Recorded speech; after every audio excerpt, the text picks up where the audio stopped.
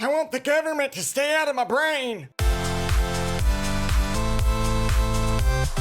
What is up, Netflix fans, and welcome back to my channel. I just watched the brand new show, Osmosis. I know what y'all thinking, not Osmosis Jones. No, this is Osmosis. This is actually a French show that just came on Netflix. There are two options. You can do subbing, you can do dubbing, but there are only 8 episodes, each episode about 40 to 45 minutes long. Not too long of a watch. Today I'm going to give you guys a non-spoiler review because this show is brand new. I don't want to dive too deep because a lot of people still have not watched this. But today I'm going to make an effort to either convince you to watch it or tell you to stray away from it. We will get into that. But right now, in the future of Paris, a dating app matches singles with their soulmates by mining their brain data, but decoding true love comes at a price. And so I watched this show and I went to look for some reviews just to see how other people felt, seeing how it compares to my thoughts. And it's so interesting going on all of these websites and going online, seeing these reviews, because what some of these reviews start out with is the score that they gave the season. And then the first line of the paragraph is, after watching the first 3 episodes, I can blah, blah, blah. And I'm like, hey, what? You didn't watch the entire show? How are you going to judge the whole show and give season 1 a score if you didn't watch every episode? So I find that interesting.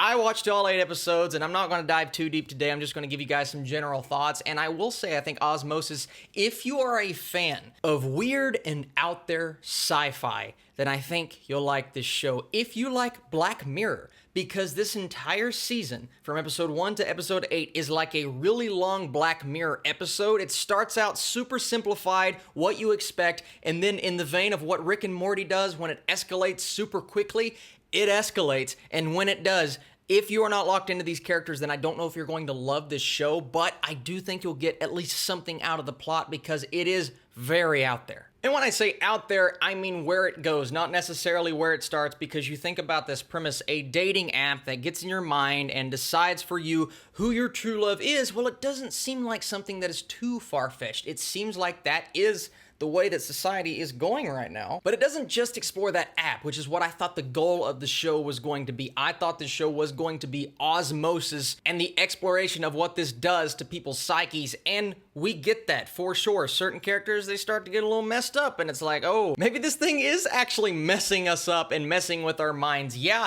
it does get intense in that way, but you get thrown into these relationships and you realize that not everyone is who they say they are. There are people getting kidnapped. There are moles infiltrating other companies in the show, just trying to figure each other out. And then that competitive nature in the vein of an Apple versus Samsung battle, where you have these other companies coming up and trying to take the place of what this company does. And the freaky thing about this entire thing, it did feel real. It felt like a company that could exist, and the fact that they're implanting things in people's minds are not swaying them from doing this and wanting to find their soulmate. And you get to meet all of the people involved in the company, but you do have our 2 characters that we're focusing on, and those characters are the siblings Esther and Paul, whom you start out with in the first episode. You see their relationship and what they mean to each other, but then you realize what they're actually doing, how he is the CEO and founder, she is the person that is creating this technology and perfecting it. She is slowly discovering that this is something that is going to work, and then once Paul figures something out, he realizes that this needs to get rushed into production. We need test subjects. We need to make sure that this is going to work, and that is really the premise of the first few episodes, and that is what I was personally interested to see play out. But it doesn't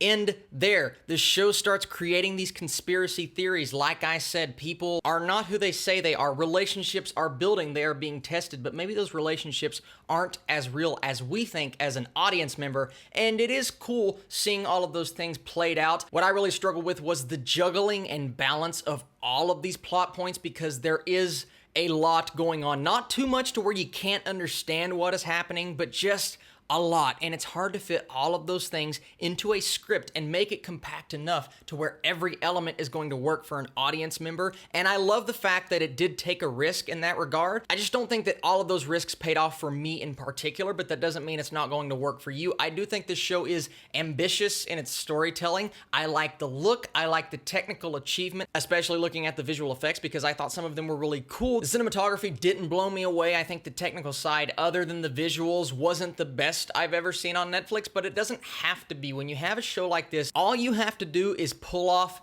the story and get me interested in where you're going. And while it didn't 100% get there for me, I still enjoyed it. I liked our main two characters. I like where they go, especially getting into episodes 7 and 8 and the turns that you expect a show like this with the premise like this to take. It definitely takes those chances. I don't think it pulls all of them off. Once again, the direction that it goes in is pretty good. It could have been better. Some of the acting is not the strongest I've ever seen, but then you have actors that come in and completely blow you away. Overall, I will say Osmosis was a fun watch. It's definitely a different watch. It is unlike any show you've ever seen, even though it's kind of like Black Mirror, so that doesn't make sense. But in that regard, if you really like out there things, then I encourage you to watch Osmosis. Definitely not my favorite Netflix show of the year, but the ambitious storytelling really encourages me to recommend it to you guys, and that is why I'm going to give Osmosis a 70%. Really cool show, another one on Netflix that I encourage you guys to watch. See for yourselves, check it out. Maybe you'll love it way more than me. Maybe you'll completely hate it and come back and tell me I'm wrong, but that's okay. But I need you guys to comment down below. That's the goal of this entire thing, the whole reason why I did this review. I want to hear your thoughts. I want to hear what you think about Osmosis. Do you think it's a show worth watching? Are you impressed that France gave us a show like this, something this interesting and out there and sci-fi-esque with a little bit of mystery as well? You guys are the absolute best. Don't worry, I'm watching On My Block Season 2. I will have a review out for that. And then the best and worst of March. That video is coming prior to this. Did a lot. The Beach Bum, Dumbo, more Netflix stuff, Doom Patrol. I'm very tired. I will catch you guys very soon.